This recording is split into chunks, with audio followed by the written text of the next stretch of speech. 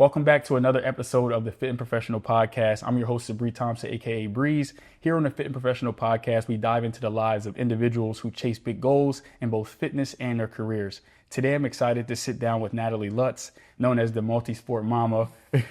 She's an accomplished runner who has qualified for the Boston Marathon not once, but 10 times. Recently, she achieved a massive personal milestone by running a sub-3 marathon. We're going to dive into her journey, how she balances it all, and the lessons she's learned along the way. So let's go ahead and get into it. Natalie, how you doing today? Hi, well, thanks. Thanks for having me. Oh, no, of course. Thanks for taking time. I know you can be doing anything here. So I appreciate you taking the time to sit down and, kind of dive and learn a little bit about your story. So where did running start for you?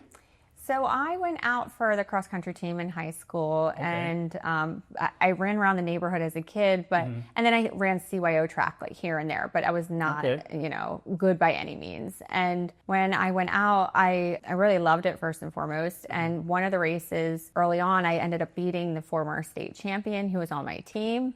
And that's when I realized that I had such a passion for running, and it just was something unexpected for me. So I developed like a real love for it. And throughout my high school career, I got some awards and championship races and that kind of thing. And then I moved on to running in college.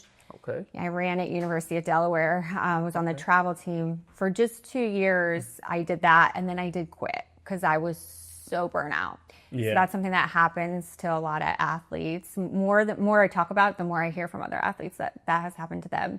At the time, I was changing my major like 6 or 7 times. I didn't know what I wanted to do. And I also felt like I was leaving out part of my social life from constantly running.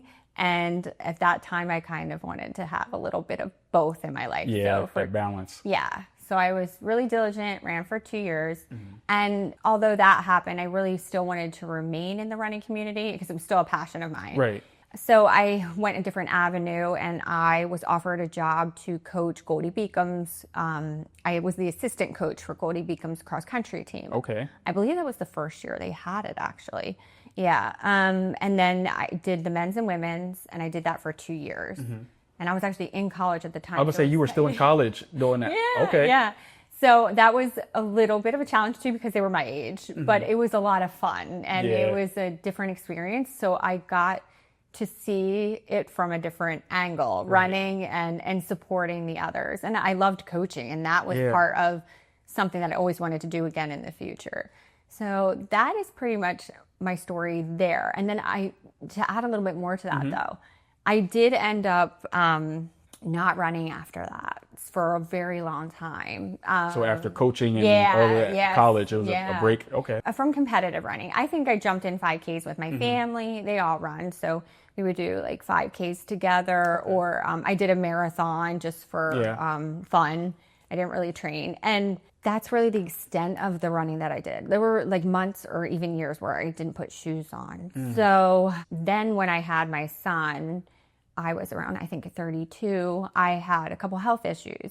So when I got pregnant with my daughter, I was like diligent about, I'm going to make sure that I'm really healthy and get through this pregnancy and keep myself really fit. So I ended up starting running like right before I had her. And I ran a half marathon when I was pregnant with her. And that was a lot of fun. I did it with my mom. So that was really special. Yeah.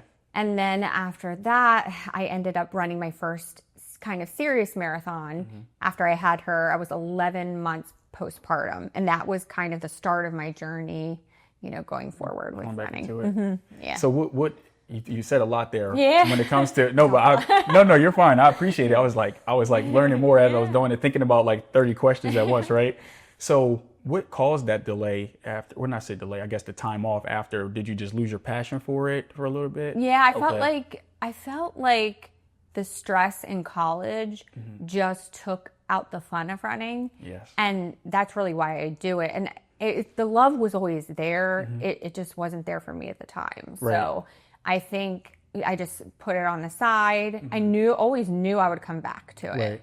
And there were even times in between where I sort of felt like I really wanted to jump back into it, but I just knew it was not my time. Wasn't the time. Yeah, I think timing is everything. It's crazy you say that because I played college basketball, and so for me, my story, I wasn't that, like you said, you weren't that good at the start, but then you found your passion for it. That's how it was with basketball, and I worked my way up to Division I playing at that level. And, but then it started to feel like a job. You know, I was doing the overseas thing for a little bit and I was just like, it's just not fun for me anymore. And I still to this day, like I do it now. Like I enjoy like getting some shots up every now and then, but I kind of had to get my love away from, get out of that, like that dark place of like missing basketball. I kind of had to just like isolate myself from it. I didn't watch it anymore. And, you know, but now I actually can enjoy a basketball game. The playoffs are going on now, you know, so sometimes the time away just gives you that appreciation again and give you that remembrance on why you actually started doing it. Absolutely. You know what I mean? I follow you 100% there. I play basketball too. Okay. Yes. I'm short, but I was a point guard. Oh, it don't so matter. I love it. It's my second favorite sport. Awesome. Compared to running. Yeah, I'm obsessed with it. I love watching it.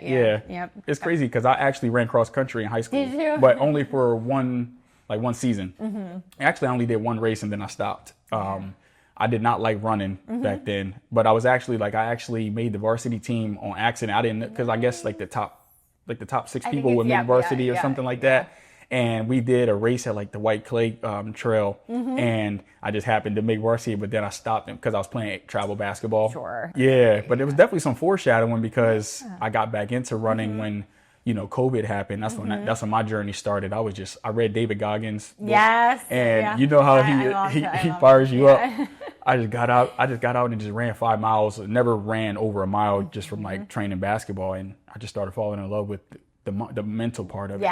Who you become as you get better as a runner. That's really I think that's the core to it for me as well. And you talked about some motivation as well. So you said you had some health issues with your son. So was that I think you said that was like a driving force for you to, you know, be more healthy for your daughter and things of that nature. Can you dive a little bit more into that, like how that keeps you motivated? Yeah, I think after I had him, I did develop several tumors. They were benign, but on my SI joints. Okay. And they were so painful. Sitting was painful. Just being any pressure on my lower back, anything like that was just awful. And it came out of nowhere. And I had surgery to have them removed. And it was that experience. And then another like little experience that happened afterwards too with my health, where I thought, you know, I'm lucky to be even able to do this. And I think I was taking that for granted in a way by tabling it for so long. And I just feel like I was like, the next time I have an opportunity to really hone in on this and enjoy it at the same time, but also put some effort into it. That's what I wanted to do. That's a big thing. You said you hit it right on the nail on the head. Taking things for granted, you know, a lot of us take our health for granted, you know, especially when we're younger and things like that. You can hop out of bed and just go run and not have to stretch and not have to worry about your nutrition and things of that nature. But that's the whole premise of this platform that I'm trying to build. I want everyone to know that fitness isn't just like something you do for the moment when it's convenient. It's a true lifestyle. And when people treat it that way, I feel like our lives will just get better professionally, personally, with our families and things of that nature, because it's not about that I got to work out, I have to run. It's like I have the opportunity. There's people that don't have legs, people that can't run. Absolutely. You know, so I just think about that, like the gratitude. That's why I really enjoy like I don't feel like working out today, but hey, there's some people that wish they could, you know? Absolutely. So for a few years, most of my career, actually not a few years, but 16 years, I worked as a medical speech pathologist, like on a hospital floor or in healthcare. So I took care of and worked with a lot of patients that either had a lot of neurological conditions, degenerative, so severe Parkinson's, MS, many different diagnoses where they could no longer use their body parts. And to see that every day, I was reminded that, you know, you have your health and it's fleeting. And you never know when that's taken away from you. Yeah, absolutely. So that was another component for me. When I first started coming back to marathons, I was still in healthcare working on the floor. So I remember working with a patient that used to be a cyclist. We would talk all the time. He was an endurance cyclist. And just those conversations we had were really, to me, important. And they were also a driving force as well. It's like another piece to the puzzle. It's a reminder. You had that constant reminder every single day. And sometimes at the gym, like some of the older folks in the gym will come up to me just like, man, I remember when I was that age. And or someone actually told me maybe a week or two ago, he would just say, hey, I wish I would have started sooner. And he was like basically saying like, keep going, like, because you don't want to wait till you're my age to start, you know? So like you said, those constant reminders just to to keep going. So you mentioned you used to do that. What are you currently doing now? So now I am a director of clinical services. Okay. So I oversee speech pathologists, OTs, and PTs in a school setting. So I'm a little bit off on a different trajectory. Okay. And that was like one of the things I think we can talk about for the questions that we had. Yeah. Because you mentioned stuff about my career, my work, and how that all. Yeah, I was definitely, fit professional. I got to dive into that side and seeing how it fuels and really just, we can go into it now. I was going to say, like, how do you manage, like, I know you train, I see you on Strava getting after it and you have a big community. It's crazy. My buddy, Calvin, who was on maybe 2 episodes ago, he actually follows you on there. Oh, wow, and I guess he saw that that you commented on one of my runs or something like that. He's like, you know her? I said, yeah, I work with her husband. And he said, man, she be getting busy. That's what he said. That's me. Yeah. So how do you manage training, family, and your career? Like, how do you manage it all? Like, it's a lot. And I think the more you get into it, it does become a little bit harder. So the more intense I become or the more my goals progress, it takes more time away. But I really have to give credit to Matt because he is such a driving force behind that. He supports me. He likes to see me succeed. So he will help out with the kids. He will, the little things around the home, those things can help me or get them to an appointment if I can't do it. So we kind of work together for that. So he definitely is the number one, I think, behind that.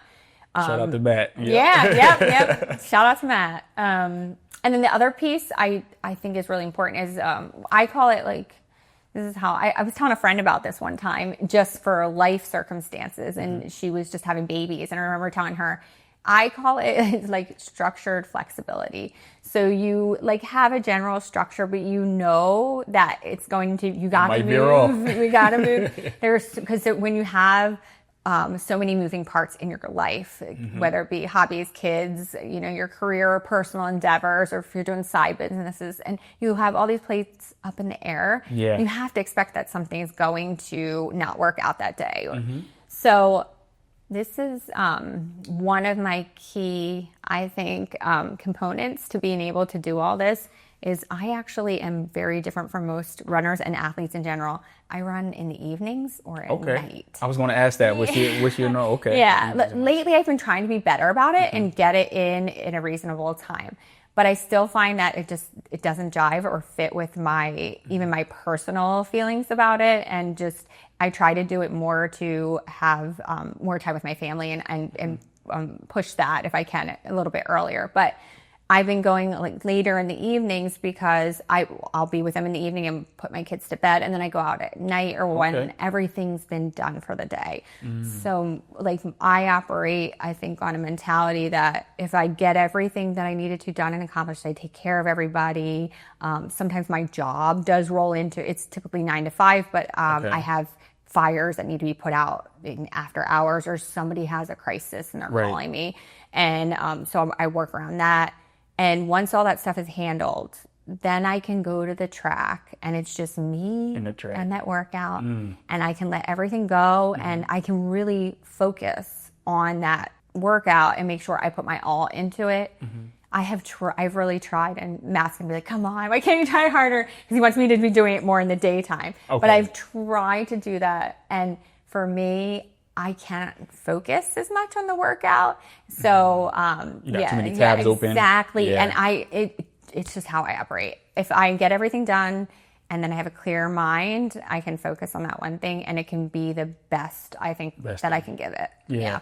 That's a unique perspective because I feel like a lot of people, like you said, if I don't get the morning training in, then okay, the rest of the day is done, you know? So that's good to know. Like even after all of the things that happen in the day, you're still setting that precedent and that priority. If it's important to you, you'll make time for it. Absolutely. For me, I'm the opposite. I'm in the morning, right? So I'm in real estate. Matt is in real estate. I feel like if I have to get it done in the morning because there's so many, like you said, so many variables in the day. And I feel like that's my hedge against what may come up in the day. But that's good. That's good to hear that, because if I do have a day where I miss it, it's just like, okay, well, you still do have the evening. You still do have 24 hours. So I think people can take something from that. Like, hey, even if you miss your original block, that doesn't mean it's over. You still have time to get it done. I always think that it's not really the time of day that matters. It's the time that you have. So whether it be in the morning, that's awesome. Right. That works for you. Or if it's in the evening, but they're both there and they're both blocks of time. And you can always look at it that way. That's kind of how I... Yeah. What did you say? You said it was structured flexibility? Yeah. What did you call it? I like that. Structured flexibility. Structured flexibility. My buddy Angel, who was on the podcast, he said he calls it organized chaos. Oh, yeah. I said, I like that. So I thought about that. That's because, like, whether it's your job, a family, being a wife, like, life is unpredictable. There's so many variables in a day. But like you said, when it works for you, you get it done. You know what I mean? So that's awesome. That's awesome to know. So getting back into the running, all right, I saw how important it was for you to break sub 3. I saw you posting about it. You had a cake and everything. That was really awesome. I love seeing people get after it when they set a goal, even if you don't reach the goal. But the fact that you got it, and I know, how long has sub 3 been a goal for you? Was it a goal originally, or? It was not a goal originally. This is what's interesting about just the process behind this goal. I went out after I had my daughter. I ran a 3:24, that race at Erie, and that qualified me for Boston. Okay. And I ran Boston with really no expectations. I was just excited to go and run the race and enjoy it. I did want a sub 3:20, I believe. Sub 3:20. And I thought, 4 minutes off the time, that would be great. I ended up running a 3:08. And I don't know how that happened or what happened, but it opened a door that I didn't even know existed. So I don't think, initially I can't say, as when I started marathons, that was something that I never thought I could even achieve. So I didn't even look at that as a goal. So that race was really pivotal for me. It was just this turning point in a belief in myself that I could achieve something. And you don't need to be, I don't think you need to be close to something like that. You can still have the dream and the goal, but I think that belief behind that you can do it. And for me, that was just an extra, that was just an open door for, hey, there's the possibilities here that you didn't even know existed. Right. So that was the catalyst behind me, wanting to, pursue that. And then it was 3 years of pursuing that. So it was an up and down, anywhere from a 3:04 to a 3:03 to a 3:06 to a 3:04. So back and right forth. There. Yeah. Hovering. And then I ran one that was a 3 hour and 10 second. Okay. And that was not fall of 24, but fall of 23. And I was elated because even though the goal wasn't met, I knew I could cover 26.2 because I went over, but in my mind, I knew I could cover 26.2 miles in under 3 hours. So I ended up, for me, that was a huge catalyst and a push to, I was right there. And 10 seconds in a marathon is really, it's nothing. That's right there. A couple strides or just from me to you. And that really helped me to realize that I was so close and just to keep going. So after that was part of the 3 years, and then it was one more year after that, and 4 more marathons, I think, till I hit it. I did last year. I trained for 5 blocks in 11 months or 12 months. And that was intense because I was not letting that go. I was so close. Yeah. And even after that close one, I went back a little bit. I was at 3:03 somewhere else. But I was nope. I have it in me. Yeah. That's awesome. Just seeing you said the 3-year process of, hitting that one goal. What do you say mentally was the best part and the toughest part? We can do both sides of it. Mentally, what did that time period, and then when you actually got it, what did it do for you mentally?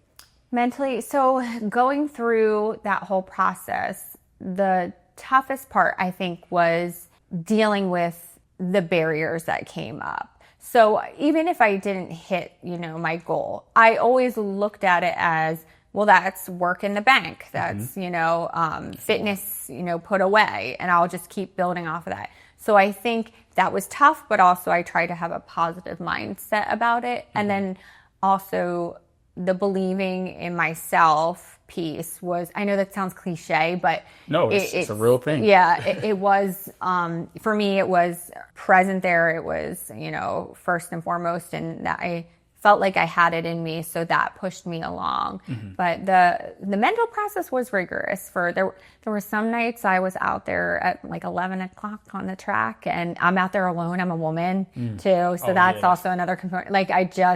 It cold in the dead of winter, and just like, it was true grit. But you asked also what the best part of that was. Yeah. Is the true grit. The true grit. Just being in it, and like, that's so raw, and like, it's just you up against your goal. Mm-hmm. In the same spirit, it's both the best thing and the hardest thing. Yeah. Tell people that, like, that delayed gratification, the person who you become in the process of a hard goal or a challenging time, a storm, because we're going to have a storm in our life, whether it's in, our fitness life or our personal lives or our professional lives.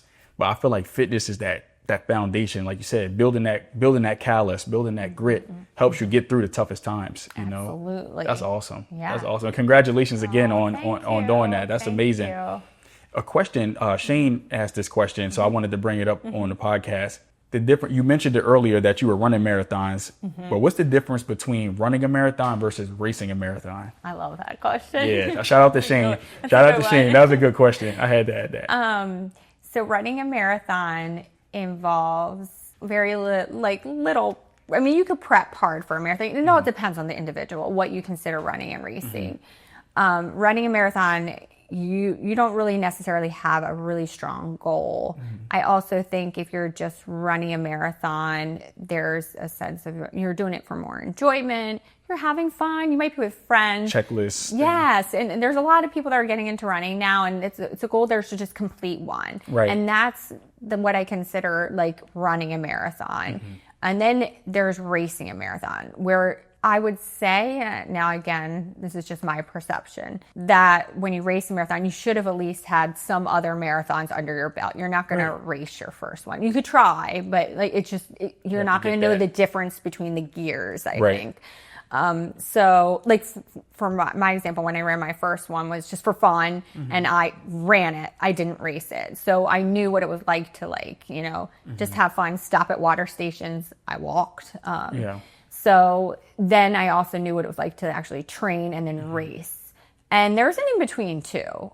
There's one where you maybe if you were train for and you feel fit, but when you actually race a marathon, I think it's just another gear where you are running at almost like you feel like it's your max. It's not your max because you wouldn't be able to sustain it, but you feel like it's your max that you can hold over those 26.2 miles. Okay. And it is hard to grab a gel. It is hard to grab a water. It becomes a task. And I know that sounds ridiculous, but just going from here to here to open and zip and pull something out. I just remember at that level, because you're moving and you're giving everything. You're taking all the energy you have and you're just putting it out there, and you're not leaving anything behind. And you're trying to pace yourself, but there's a whole, it's a different level. Yeah. Because like one small thing could throw you off of that trajectory. Yes, absolutely. And it can be at any pace. I mean, you could be racing. Someone that runs a 5-hour marathon might feel like, they're definitely racing a marathon if they're trying to break that 5-hour barrier. And it's individual for each person. Yeah. But I would just explain it as you're putting your absolute all out there. And it might feel like you're running a fast 5K, but you're actually in a marathon. You're at the level where everything hurts and you just want to stop. No, that's good. That's good. That's good perspective. And you talked about it a little bit, and this is something that I'm learning and don't research because everybody's body's different, but you talked about hydration and gels and things like that. What have you learned has been the biggest, I would say advice you would give to someone who's starting and getting into it, the elite running level, or trying to, like you said, it doesn't matter if it's 5 hours or 3 hours, whatever it is. What's the biggest, you would say for nutrition, hydration, tip that you would give to people? I would say you want to train to figure out what works best for you. Do not wait until the race. Try different gels, try different intervals, because everybody's absorption of glucose can be different. Some people also prefer different types of sugars that exist. So you want to try different things and make sure you time it in a certain fashion where you're following some structured advice, but you find out what works for you. Also, this is just a personal recommendation of mine. They're kind of hard to find, but they're not in every gel. Find a gel that has sodium in it. That's a big piece that I've noticed. A lot of runners lack sodium when they're on the course. You might get it in some of the Gatorades. I don't know if you've noticed, a lot of them are watered down on the courses, and sometimes you don't even know if it is a sports drink or not. And then there's people who suggest taking, and I've tried this too, so I've guinea pigged a lot of things in my running past, but I've tried to take the sodium pills while running. That becomes very difficult, especially if you're trying to race a marathon. And I found that the best thing to do is just get a gel that has the sodium in it. And that does I feel like it does really catapult me physically and my muscles to like sustain, and I don't crash. So that's a little hint of advice. I know Never Second has them. Okay. And then Roctane is another one that has sodium in it. But I've seen those. Yeah. The goo gels. Yeah, I started with the Goo Roctane. They don't have as much, as the Never Second, but Never Second has a good amount, and also Never Second has caffeine. I do like caffeine for running, personally. It's like one of my favorites. So I love my gels that have caffeine in them. So I highly recommend them if you aren't sensitive to caffeine and you're used to having caffeine. Find a gel that has caffeine in it, because that will really give you a pop. That boost. Yeah. So I've done 2 marathons so far. So I did Philly, my first one at 22. And my buddy, he was on the salt pill thing. So he gave me a bunch of them. And I was just taking those like candy throughout the whole thing. I did a 3:38 on my first marathon, right? Yeah. And I cramped up a little bit. So that's where I'm asking personally, because I'm a really salty sweater. So I lose a lot. You know what I mean? I'm trying to figure it out. All I drink is water. I drink over a gallon of water a day. I don't know. I maybe need to do some tests, a salt test or something like that. But my funny story is my second marathon at AC that I did last year. I had got out after my first marathon. It kind of like discouraged me a little bit because of how my body felt after. So I was like, I'm never doing this again, and things like that, but in 2023 it was really tough for me just mentally, and I just kind of I wasn't living my fit professional lifestyle. But 2024 got back into it, and I said, I'm going back after the marathon, after I said I was never doing it again. And I trained for it. We did a whole marathon prep series, which Shane did on YouTube. So that was pretty cool. But during the race day, like you said, not straying away from how you trained. I trained with, I was using Nick Bear's the Go Gels. Okay. VPN. I was using his regular Go Gels during my training, and also drinking the dextrin beforehand just to get those carbs. And I felt like during training it was really helping. But he came out with a new product like maybe a few weeks before the marathon, and it had the caffeine in it. Yeah, okay. So I took those instead, because I was thinking, caffeine will help. Yeah. But it ended up being really hot that day. And I think it dehydrated me more. So, like you said, my body wasn't used to it. So that's why when you said caffeine, I said, Because in AC, that was tough. It didn't work for you. So that's a prime example of making sure you train. There's an age-old saying, never try something new on race day. But I've done it. I've done it myself. I've tried new shoes. Like, I've worn it like a few days before, but that's still not great. I've done it all.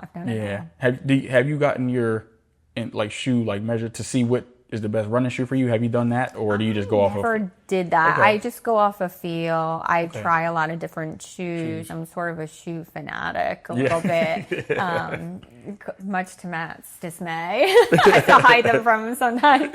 So you got another pair? Right. So I just try a bunch of different ones. I am really a fan of the Saucony line. I just kind of stick to them.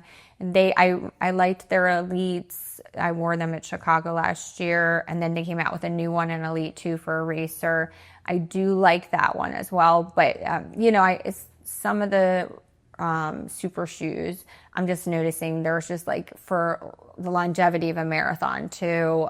Some of them are better for the marathon than others. So it's kind of, feeling that out. Finding your feelings. Yeah. I would say my favorite shoe right now is Saucony Endorphin Speed 3s. They just fit my foot perfectly, But I know they say like the carbon plated like helps during race days. Yes. I haven't found one that I've been using. I just kind of train with those. Yeah. So, but like you said, I tried different ones. I got some On Clouds now that I'm training with. I kind of like those as well. Yeah. Because I do like high rocks and cross training, so they're kind of good to do both things. Have some stability there. Yeah. I have On Clouds too. I've tried them. Yeah, I like them. I think I got the wrong one for me though. It had a little bit of a harder foam, so I'm gonna try the ones that have a little bit more soft. Yeah. I noticed that one that I tried on at the store when I was getting them, I was like, it doesn't feel like it's going to be comfortable. Yeah. You spoke about it briefly in the beginning of the episode about having a coach and being a coach and how it kind of foreshadowed. How would you say? Well, also I'll back it up a little bit. I think having a good team is good in anything, right? Yeah. And you mentioned having a good team, not just professionally, but like having Matt and having somebody support you. How would you say having the right team, having the right coach has benefited in your running journey and life, period? Yes, I think it's key. It's pivotal.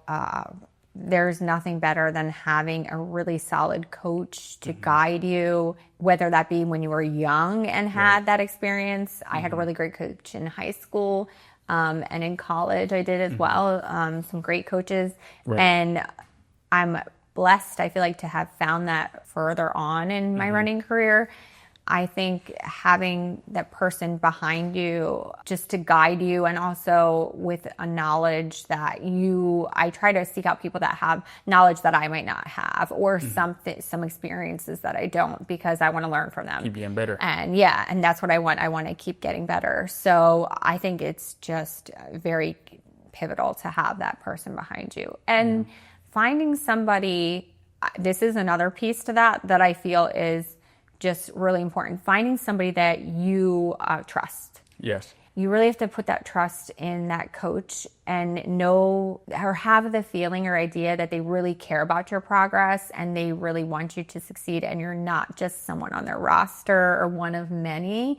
So I think that's also a hard thing to find, a really well-established coach that doesn't have a long list of athletes. Yeah. My current coach now is fabulous. As soon as I load, he gets right back to me. He checks everything with a fine tooth comb. Yeah, that's whatever that saying is, right? I make up my own sayings half the time. And he will go through everything, and just, it's great because I truly feel like sometimes I can't even write my notes before I finish or I upload. Yeah. He's already on it. And I said, wait, I didn't hit my interval button. I was like, that's why that's longer than it needs to be. You didn't give me a chance. Too quick on the draw.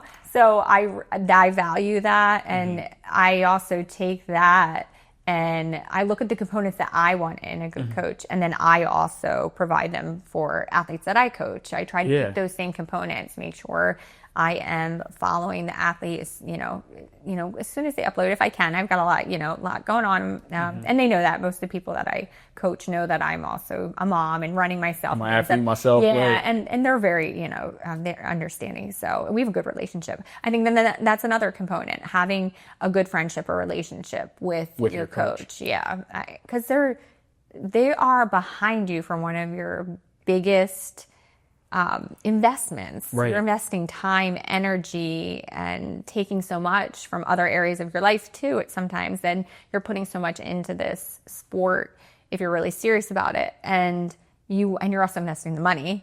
And if you want to, succeed the way you want to make sure it's somebody that you can truly trust and know has your back. Right. No, that's so important. Just the fact that you're a coach yourself, but also still continue to strive to get better. That's why I love the correlation and the duality of fit and professional, or marathons and things like that, because you mentioned it a little bit as well. Somebody might have a 5-hour goal or a 3-hour goal, but if you're striving to be better, that's what it's about. That's really what it's about. And the community of fitness, the running community, I feel like it's so, you may not know someone, but just seeing someone running every day. I know you probably, if you see someone running on the road, you just can Yeah, like, I love that. I'm always like, first of all, do I know him? And then I'm always like, oh, that's awesome. Exactly, because you know what it feels like to push yourself and just striving to be better each and every day. Even though you have some great goals that you already accomplished, you're still striving to get better. And I love people like that. I love, surrounding myself with people like that. You know what I mean? Just like you just said, like having a coach, you're still striving to get better. So you have to surround yourself with someone that's going to push you and help you get better. For me, having coaches growing up was pivotal. I feel like it really changed the trajectory of my life. So I didn't have my dad growing up, but I really leaned on like male figures in basketball. I had coaches, and without them, I don't think I would be where I'm at today. Yeah. And even in my life today, professionally, having people like Brian and people that I can look up to, uncles still that I talk to, and not just coaching me, whether it's fitness or my professional life, but just coaching me in life. Like you said, like you could be training for this huge goal, but something in life may, take you in this direction. Having that coach to kind of just be your support system and have your back, it's a game changer. Absolutely. It's a game changer. Yeah. It really motivates you, and just knowing someone's cheering for you. For you. Yep. Yes. That's why I love the marathon energy too. Just having people that don't even know you, just like, go ahead, tap this sign for a boost of energy. Like, you're doing great. So it's awesome. I'm always like, I like as soon as I see those, like, I can't move. I can't. Right. It's like, I want to go over there, but I don't know. Now I'm going to the right a little bit. A little flick. I can't really waste any energy right now. So what's on the docket for you next? What's your next race, your next goal? Do you have something specific that you're working on? So last year I went like full throttle, and I am 43 now. So that was like, I was 42, where I did a block after block after block within a short period of time. And that's not really recommended. And I always say, do as I say, not as I do, because I'm a little bit of a renegade myself. I tend to sometimes like go against the rules. So I trained for 5 blocks in 12 months. I DNF'd one of them because my body was just done during the race. It was actually Boston. I had done 3 marathons back to back and then went to Boston. And it was really hot that day. And at the half marathon, I said, nope, my body's done. And I honored that. Like I knew if I were to finish, what damage would I do to my body just to finish? And there was a lot that comes with that for the recovery. And I had a goal. So I had to pull it and say, think about this smartly. It's not your day. And I, pulled out of that. And then I did a marathon a little bit later after that. And I did well, but I still didn't meet the 3-hour goal. So that whole year was like a whirlwind of and then following the other 2 years of constantly going at this goal. So I ran Chicago, met the goal in the fall, and I decided I was going to do a marathon in March. Yeah. I was training for it. I was on point. And then in January, this weather was so cold this year and awful, and I was out in it every day. My body, I think, was just like, stop. First of all, you're exhausted. And that's another thing. That's a big thing. You have to listen to your body. And if you want to stay in this game long, if you want to stay in it, you have to follow those small things. Right. Because a lot of times that's what sends people. They keep going and it sends them down a rabbit hole they can't get out of. So I realized in, I think, January or February that I was just in no condition. I had no pop to my legs. Every run felt like it was just getting off the couch and getting the shoes on was so difficult. And so I said, okay, no March. And then I said, nope, not ready. April, still not ready. I'm going to do a half. So I said, okay, after last year, craziness, I'm going to give myself that break, give myself that grace. And then I'm going to dive into like more speed. So I've been doing like a lot of 5K speed, a lot of half speed. So I'm going to try to hit a nice strong half. Okay. That is something I've never technically trained for. I've done them before, but always in a marathon block. Like as a warm up type of thing. Yeah. And this one, I mean, it hasn't been ideal. I didn't like start out saying that that's what I was going to do, but I'm just going to go with it. And that's another thing too. Sometimes you just got to throw yourself in there and not always know that you're going to do your best or be your best, because that's the only way you're going to know where you are, and you take risks. And who cares if you don't do well? Like, really, who cares? And nobody else cares. Yeah, it's your journey. The fact that you're even doing it, Yeah. And like you said, sometimes it may not even have been on the plan or the original schedule to do, but that doesn't mean you can't pivot Absolutely. And sometimes we talked about David Goggins before we started. He has a famous quote just saying like, you have to get to the point where there's no race scheduled. There's nothing on the docket. And it really just a lifestyle. It's really just pushing yourself. Yeah. But you also mentioned listening to your body. I feel like I struggle with that. And I'm pretty sure you at being an athlete and someone that wants to push yourself, it's so hard to tell yourself to sit down. Yeah. I'm a person I'm always on the move. Like my life, I'm always moving. But this morning, actually, I was training. I'm doing a High Rocks at the end of this month that I just signed up for. And I had a full simulation on the schedule for today. And I just was not, during the warm up, we're just like, this is not going to be productive at all. So I just like, you know what, let me just practice some of my movements and got in the ice tub. But it's like my first time. I was actually proud of myself. Like I actually like listened to my body and took a break. And I think it'll probably benefit me, take the rest of the weekend off and get back at it next week. Yeah, I had recently, so just to piggyback off that, I totally understand that. And you did absolutely the right thing. If your body's not feeling it, when you do push yourself further into that physiological deficit, just to say you got it done and check it off, because you get into that mental like focus, then, your body sometimes can't catch back up. So you really have to like be mindful of that and pull back. I know that also runners in general struggle with that, and I hear it all the time because this isn't like completely true, but a lot of runners are a type A type of personality, so they can't deviate from like knowing that they check something off, get it off, and move forward. And I think that sometimes can be a barrier because they tend to get so focused and driven on getting the workout done, and they're not looking at what it can do and that it can be long-term effect. Yeah, absolutely. And recently I had posted something on Instagram about how I cut that. Like, it was hard, but I said to myself, I think it was around the time I was supposed to do my March marathon. I took 3 weeks and you can see it on my Strava. I think I went down to 20. I went from 65 miles to something like 20. And I said, there's no point in pushing my body to the limits at this point because it's not helping me. Right. And I took about, I guess it was somewhere between 3 to 5 weeks lower in, mileage. And that just, right after that, my levels came back up. I felt very strong. I ran some of my best like long runs with paces that I haven't been able to hit in a while. And then that just further, encouraged me to really listen to my body. And it was, sometimes taking a step away, like if you're looking at a puzzle, like sometimes you got to take a step away to actually see the full picture. And the same thing with our bodies, taking that break, come back stronger, but it's hard sometimes if mentally you don't understand, you think that you're not progressing, but at the same time, you actually get stronger by taking a rest.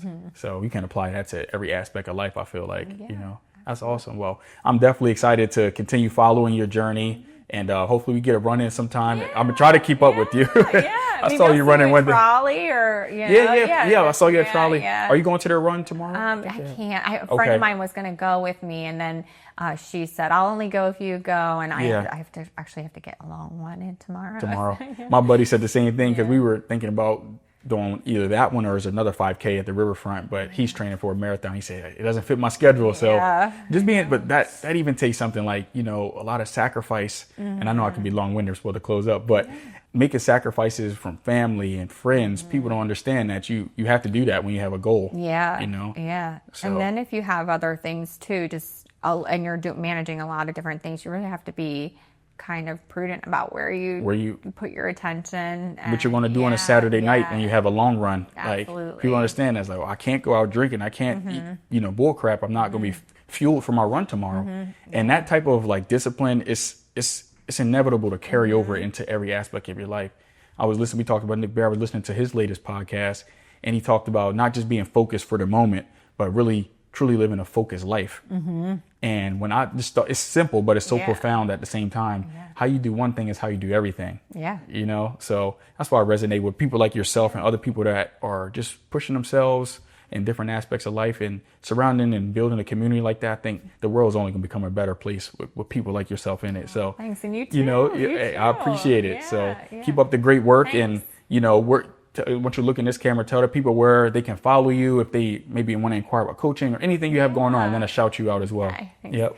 So you can find me on Instagram at Multisport Mama, and all my coaching information is in my bio there. You can also find me at Team Run Run. If you Google Team Run Run, Coach Natalie Lutz, you can have my link to my coaching profile.